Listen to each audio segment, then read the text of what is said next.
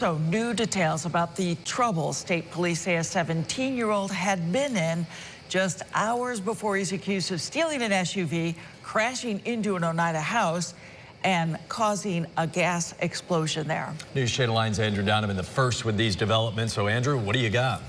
Well, Jeff, you've seen the damage from the explosion. That's the end of the story. Now we know the beginning. When police brought the unnamed 17-year-old to the hospital after the crash, it wasn't his first time being detained or his first visit to the hospital that very night. The trouble began a few hours earlier when state police were called to a house in Verona, where they say the 17-year-old was in a fight with his 16-year-old girlfriend.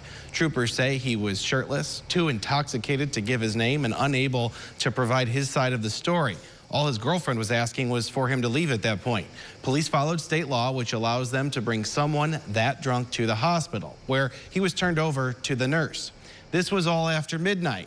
So before the crash, just 3 hours later, there was time for him to be released from the hospital, free then to allegedly steal an SUV and drive some city blocks into a gas line. You know the rest. 3 hours later, the home had exploded.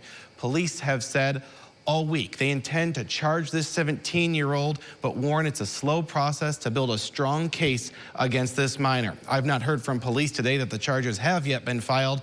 We'll keep asking. Christy and Jeff.